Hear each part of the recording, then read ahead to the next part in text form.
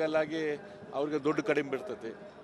ಅವಾಗಿಂದ ಅವಾಗ ಹೊರಗೆ ಎಲ್ಲೋ ಕಡೆ ಬಡ್ಡಿದ ಮೀಟ್ರ್ ಬಡ್ಡಿಯಾಗ ಬಡ್ಡಿ ತೊಗೊತಾರೆ, ಅಥವಾ ಅದನ್ನು ತೀರ್ಸಾಕಂತೇಳಿ ಮತ್ತು ಮೈಕ್ರೋ ಫೈನಾನ್ಸ್ ತೊಗೊಳ್ತಾರೆ. ಈ ರೀತಿ ಇದನ್ನು ಮಾಡೋಕ್ಕಾಗಲಿಲ್ಲ ಅಂತೇಳಿ ಕ್ರೈಮ್ ಶುರು ಮಾಡ್ತಾರೆ. ಇವನ್ನ ಮೀಟೌಟ್ ಮಾಡೋಕ್ಕೆ ಡ್ರಗ್ಸ್ ಡೀಲಿಂಗ್ ಶುರು ಮಾಡ್ತಾರೆ. ಇದರಲ್ಲಿ ಹೆಚ್ಚು ದುಡ್ಡು ಬರ್ತೈತಿ, ಹಾಗಾಗಿ ಅದನ್ನು ಒಯ್ದು ನಾವು ತೀರಿಸ್ಬೋದು, ನಾವು ಬಡ್ಡಿ ಅಂತ ತೀರಿಸೋದು ಡ್ರಗ್ ಡೀಲಿಂಗ್ ಶುರು ಮಾಡ್ತಾರೆ. ಅದೇ ರೀತಿ ಸಣ್ಣ ಪ್ರಮಾಣದಲ್ಲಿ ಡ್ರಗ್ಸ್ ತೊಗೊಳಕ್ಕೆ ಶುರು ಮಾಡ್ತಾರೆ. ಅದಕ್ಕೆ ದುಡ್ಡು ಸಾಲಿಲ್ಲ ಅಂಥೇಳಿ ತಾವ ಪ್ರೊಫೆಷ್ನಲ್ ಡ್ರಗ್ ಡೀಲರ್ಸ್ ಹಾಕಾರ. ಇದೆಲ್ಲದೂ ಐತಲ್ಲ, ಕಾನೂನು ವ್ಯವಸ್ಥೆ ಕುಂಠಿತ ಆದಾಗ ಇವೆಲ್ಲ ಹೆಚ್ಚು ಪ್ರಮಾಣದಲ್ಲಿ ಆಗ್ತಾವೆ. ಇವತ್ತು ಪೊಲೀಸ್ ಸ್ಟೇಷನ್ದಲ್ಲಿ ಪ್ರತಿಯೊಬ್ಬ ಟೌನ್ ಪೊಲೀಸ್ ಸ್ಟೇಷನ್ನ ಇನ್ಸ್ಪೆಕ್ಟರ್ ಇರಲಿ, PSI ಇರಲಿ, ACP ಇರಲಿ, SP ಇರಲಿ, ಇವರಿಗೆಲ್ಲ ನೀವು ಕೋಟಿಗಟ್ಟಲೆ ದುಡ್ಡು ತೊಗೊಂಡು ಟ್ರಾನ್ಸ್ಫರ್ ಮಾಡೋದಕ್ಕಿಂತಾರೆ. ಅವರು ದುಡ್ಡು ಎಲ್ಲಿಂದ ವಸೂಲು ಮಾಡಬೇಕು? ಅವ್ರ ದುಡ್ಡು ಇಂಥ ಕಳ್ಳಕೋಕರು, ಪ್ರಾಸ್ಟಿಟ್ಯೂಟ್ಸ್ಗೂ, ಡ್ರಗ್ಸ್ ದಂಧೆ ಮಾಡೋರು, ಇಸ್ಪೀಟ್ ದಂಧೆ ಮಾಡೋರು, ಇಂಥವ್ರ ಕಡೆಯಿಂದ ರಿಯಲ್ ಎಸ್ಟೇಟ್ ದಂಧೆ ಮಾಡೋರು, ಇಂಥವ್ರ ಕಡೆಯಿಂದ ರೊಕ್ಕ ಎಬ್ಸೋಕೆ ಶುರು ಮಾಡ್ತಾರೆ. ಇವ್ರು ರೊಕ್ಕ ಎಬ್ಸೋಕೆ ಶುರು ಮಾಡಿದ್ರೆ ಅವ್ರ ಕೆಳಗಿನವ್ರಿಗೆ ಹಾಲು ಹತ್ತೈತಿ. ಅವ್ರೈತಲ್ಲ 5%, 10%, 4% ಈ ರೀತಿ ಬಡ್ಡಿ ಹಾಕಿ ಜನರಿಂದ ಹರಾಸ್ಮೆಂಟ್ ಮಾಡೋಕ್ಕೆ ಶುರು ಮಾಡ್ತಾರೆ. ಪೊಲೀಸ್ ಸ್ಟೇಷನ್ಗೆ ಹೋದ್ರೆ ಅವ್ರಿಗೆ ಪೊಲೀಸ್ ಸ್ಟೇಷನ್ದಾಗ ಅವರಿಗೆ ಸಿಗಬೇಕಾದ ರಕ್ಷಣೆ ಸಿಗೋದಿಲ್ಲ. ಹಾಗಾಗಿ ಇದಕ್ಕೆಲ್ಲದಕ್ಕೂ ಮೂಲ ಕಾರಣ ಭ್ರಷ್ಟಾಚಾರದ ಮೂಲಕ ಪೊಲೀಸ್ ಸ್ಟೇಷನಿಗೆ ಅಧಿಕಾರಿಗಳನ್ನ ನೀವೇನು ತೊಗೊಂಬರತ್ತೀರಿ, ಅದು ಮೂಲ ಕಾರಣ ಐತಿ. ಇವತ್ತು ಮುಖ್ಯಮಂತ್ರಿಗಳು ವಿಧಾನಸೌಧ ಕೂತ್ಕೊಂಡು ಕೇವಲ ಮೀಟಿಂಗ್ ಕಂಡಕ್ಟ್ ಮಾಡಿದರೆ ಇದಕ್ಕೆ ಸೊಲ್ಯೂಷನ್ ಸಿಗೋದಿಲ್ಲ. ಇದಕ್ಕೆ ಮೂಲ ಪ್ರಾಬ್ಲಮ್ ಏನೈತಿ, ಮೂಲ ಕಾರಣ ಏನೈತಿ, ಅದನ್ನು ನಿಲ್ಲಿಸ್ಬೇಕು. ತಮ್ಮ ಸರ್ಕಾರದಲ್ಲಿ ಈ ಸರ್ಕಾರದಲ್ಲಿ ಭ್ರಷ್ಟಾಚಾರ ಮುಗಿಲು ಮುಡಿಸಿದಾರೆ. ಅದಕ್ಕೆ ಕಾರಣಕ್ಕಾಗಿ ಇವೆಲ್ಲ ಹೆಚ್ಚಾಗತ್ತವೆ.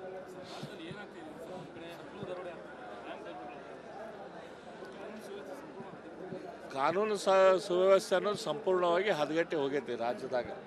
ದಿನಾನು ನೀವು ಇಲ್ಲೇ ಹುಬ್ಬಳ್ಳಿ ಪೊಲೀಸ್ ಸ್ಟೇಷನ್ದಾಗ ನೋಡ್ರಿ, ಪ್ರತಿಯೊಂದು ಪೊಲೀಸ್ ಸ್ಟೇಷನ್ದಾಗ ನೈವಿಂಗ್ ಆಗತ್ತವು, ಚಾಕು ಚೂರಿ ಅಡ್ಡಾಡತ್ತವೆ.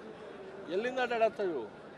ಹಾಡೋ ಹಗಲಿ ಎಲ್ಲ ಕಡೆ ಕಾಲೇಜ್ದಾಗ, ಕಾಲೇಜ್ ಸುತ್ತಮುತ್ತಲ ಡ್ರಗ್ಸ್ ಇವತ್ತು ಸಪ್ಲೈ ಆಗತ್ತೈತಿ. ಆ ಡ್ರಗ್ಸ್ ತೊಗೊಂಡವ್ರಿಗೆ ಅವ್ರಿಗೆ ಮನೆ ಮೇಲೆ, ತಮ್ಮ ಮನುಷ್ಯನ ಮೇಲೆ ಕಂಟ್ರೋಲೇ ಇರೋದಿಲ್ಲ. ಅವ್ರು ಏನು ಮಾಡ್ತಾರೆ ಅವ್ರಿಗೆ ಗೊತ್ತಿರೋದಿಲ್ಲ. ಅದು ಇದು ಹೇಳಿದ್ವಲ್ಲ, ಇದೆಲ್ಲದು ಕಾನೂನು ವ್ಯವಸ್ಥೆ ಅನ್ನೋದು ಸಂಪೂರ್ಣವಾಗಿ ಕುಸಿದು ಹೋಗೈತೆ.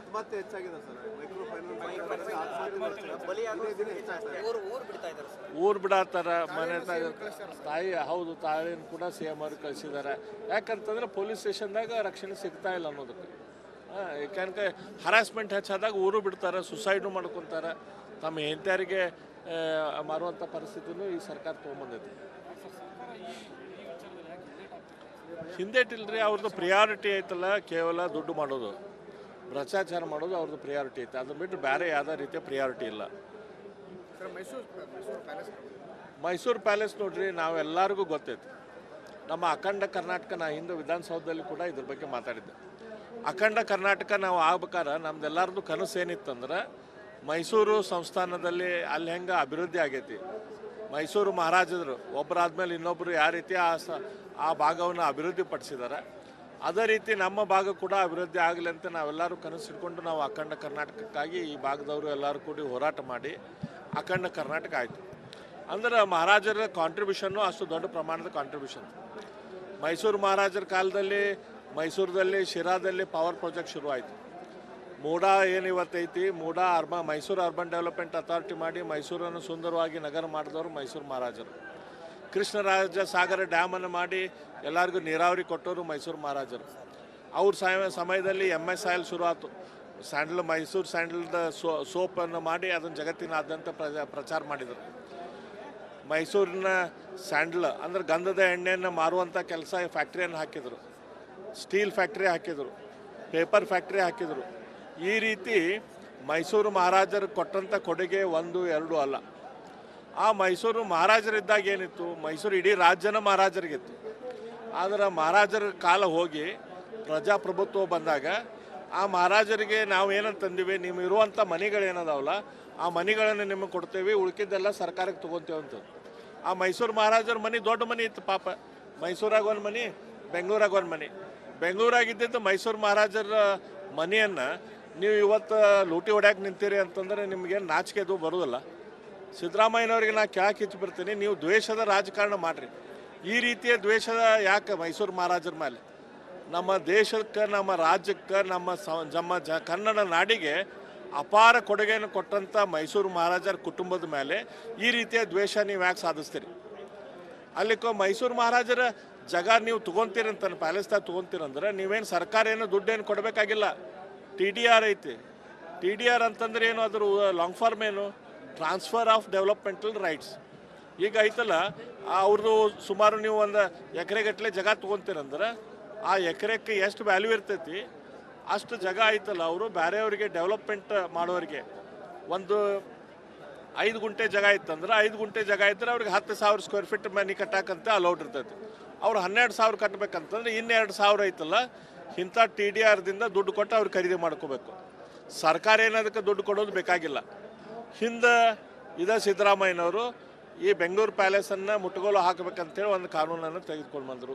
ಸುಪ್ರೀಂ ಕೋರ್ಟ್ದಾಗ ಅದು ಊರ್ಜಿತ ಆಗಿಲ್ಲ, ಅದಿನ್ನೂ ನಡೆದೈತಿ. ಅದರ ಮೇಲೆ ಈಗ TDR ಇಶ್ಯೂ ಬಂದಾಗ ಅದರಲ್ಲಿ ಕೂಡ ಈ ರೀತಿಯ ಸುಗ್ರೀವಾಜ್ಞೆ ಮಾಡುವಂಥ ಕೆಟ್ಟ ಕೆಲಸ ಸಿದ್ದರಾಮಯ್ಯನವ್ರು ಮಾಡ್ತಾ ಇದ್ದಾರೆ.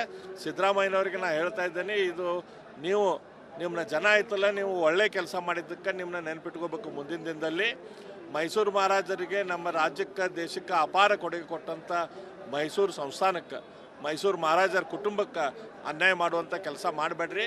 ಮತ್ತು ಈ ಸಂದರ್ಭದಲ್ಲಿ ನಾನು ಇನ್ನೊಂದು ಹೇಳೋಕ್ಕೆ ಇಚ್ಛೆಪಡ್ತೀನಿ, ಮುಂದೆ ಇವತ್ತು ಈ ಸರ್ಕಾರ ಇದು ಕೊನೆ ಸರ್ಕಾರ ಇದು, ಮತ್ತು ಮುಂದೆ ನಮ್ಮದು ಸರ್ಕಾರ ಬರ್ತದೆ.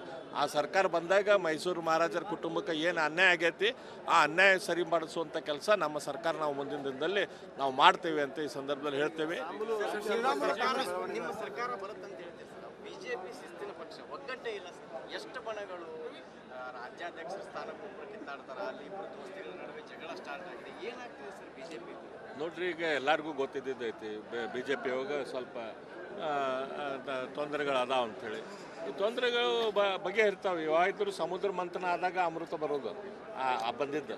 ಹಾಗಾಗಿ ಇದು ಒಂದು ರೀತಿ ಮಂಥನ ಆಗತೈತಿ. ಇದರಿಂದ ಚಲೋ ಆಗ್ತೈತಿ, ಪಾರ್ಟಿಗೆಲ್ಲ ಚಲೋ ಆಗ್ತೈತಿ. ಮುಂದಿನ ದಿನದಲ್ಲಿ ಇವೆಲ್ಲ ಸಾರ್ಟ್ಔಟ್ ಆಗ್ತಾವೆ. ಹೈಕಮಾಂಡ್ದವ್ರು ಅಬ್ಸರ್ವ್ ಮಾಡ್ತಾ ಇದ್ದಾರೆ, ಅದ್ರ ಮೇಲೆ ಇಮಿಡಿಯೇಟ್ಲಿ ಆ್ಯಕ್ಷನ್ ತೆಗೆದುಕೊಳ್ತಾರೆ, ಅದು ಸಾರ್ಟ್ಔಟ್ ಆಗ್ತದೆ. ಬಳ್ಳಾರಿಯಲ್ಲಿ ಸಭೆ ಮಾಡಿ ಶ್ರೀರಾಮುಲು ವಿರುದ್ಧ ಸಭೆ ಮಾಡಿದ್ದಾರೆ, ಪ್ರೆಸ್ ಮೀಟ್ ಮಾಡಿದ್ದಾರೆ. ಇವು ಎಲ್ಲಿ ಸಾರ್ಟ್ಔಟ್ ಆಗ್ತೈತಿ, ಟೈಮ್ ಹಿಡಿತೈತಿ. ಎಲ್ಲ ಒಂದೇ ದಿನದಾಗ ಸಾರ್ಟ್ಔಟ್ ಆಗೋದಿಲ್ಲ, ಟೈಮ್ ಹಿಡಿತೈತಿ, ಸಾರ್ಟ್ಔಟ್ ಆಗ್ತೈತಿ. ತಮ್ಮ ಹೆಸರು ಕೂಡ ರಾಜ್ಯಾಧ್ಯಕ್ಷರ ಪಕ್ಷದ ಯಾಕೆ ಮೈಸೂರು ಮಹಾರಾಜರ ಮೇಲೆ, ನಮ್ಮ ದೇಶಕ್ಕೆ, ನಮ್ಮ ರಾಜ್ಯಕ್ಕೆ, ನಮ್ಮ ಕನ್ನಡ ನಾಡಿಗೆ ಅಪಾರ ಕೊಡುಗೆಯನ್ನು ಕೊಟ್ಟಂಥ ಮೈಸೂರು ಮಹಾರಾಜರ ಕುಟುಂಬದ ಮೇಲೆ ಈ ರೀತಿಯ ದ್ವೇಷ ನೀವು ಯಾಕೆ ಸಾಧಿಸ್ತೀರಿ? ಅಲ್ಲಿಕೋ ಮೈಸೂರು ಮಹಾರಾಜರ ಜಾಗ ನೀವು ತೊಗೊತೀರಂತ ಪ್ಯಾಲೇಸ್ದಾಗ ತೊಗೊತೀರಂದ್ರೆ ನೀವೇನು ಸರ್ಕಾರ ಏನು ದುಡ್ಡೇನು ಕೊಡಬೇಕಾಗಿಲ್ಲ. TDR ಐತಿ. TDR ಅಂತಂದ್ರೆ ಏನು, ಅದ್ರ ಲಾಂಗ್ ಫಾರ್ಮ್ ಏನು, ಟ್ರಾನ್ಸ್ಫರ್ ಆಫ್ ಡೆವಲಪ್ಮೆಂಟಲ್ ರೈಟ್ಸ್. ಈಗ ಐತಲ್ಲ, ಅವ್ರದ್ದು ಸುಮಾರು ನೀವು ಒಂದು ಎಕರೆಗಟ್ಟಲೆ ಜಾಗ ತೊಗೊತೀರಂದ್ರೆ ಆ ಎಕರೆಕ್ಕೆ ಎಷ್ಟು ವ್ಯಾಲ್ಯೂ ಇರ್ತೈತಿ ಅಷ್ಟು ಜಾಗ ಐತಲ್ಲ, ಅವರು ಬೇರೆಯವರಿಗೆ ಡೆವಲಪ್ಮೆಂಟ್ ಮಾಡೋರಿಗೆ ಒಂದು 5 ಗುಂಟೆ ಜಾಗ ಇತ್ತಂದ್ರೆ 5 ಗುಂಟೆ ಜಾಗ ಇದ್ದರೆ ಅವ್ರಿಗೆ 10,000 ಸ್ಕ್ವೇರ್ ಫೀಟ್ ಮನೆ ಕಟ್ಟಾಕಂತ ಅಲೌಡ್ ಇರ್ತೈತಿ. ಅವ್ರು 12,000 ಕಟ್ಟಬೇಕಂತಂದ್ರೆ 2,000 ಐತಲ್ಲ, ಇಂಥ TDRದಿಂದ ದುಡ್ಡು ಕೊಟ್ಟು ಅವ್ರು ಖರೀದಿ ಮಾಡ್ಕೋಬೇಕು. ಸರ್ಕಾರ ಏನದಕ್ಕೆ ದುಡ್ಡು ಕೊಡೋದು ಬೇಕಾಗಿಲ್ಲ. ಹಿಂದೆ ಸಿದ್ದರಾಮಯ್ಯನವರು ಈ ಬೆಂಗಳೂರು ಪ್ಯಾಲೇಸನ್ನು ಮುಟ್ಟುಗೋಲು ಹಾಕಬೇಕಂತೇಳಿ ಒಂದು ಕಾನೂನನ್ನು ತೆಗೆದುಕೊಂಡು ಬಂದರು. ಸುಪ್ರೀಂ ಕೋರ್ಟ್ದಾಗ ಅದು ಊರ್ಜಿತ ಆಗಿಲ್ಲ, ಅದಿನ್ನೂ ನಡೆದೈತಿ. ಅದರ ಮೇಲೆ ಈಗ TDR ಇಶ್ಯೂ ಬಂದಾಗ ಅದರಲ್ಲಿ ಕೂಡ ಈ ರೀತಿಯ ಸುಗ್ರೀವಾಜ್ಞೆ ಮಾಡುವಂಥ ಕೆಟ್ಟ ಕೆಲಸ ಸಿದ್ದರಾಮಯ್ಯನವ್ರು ಮಾಡ್ತಾ ಇದ್ದಾರೆ.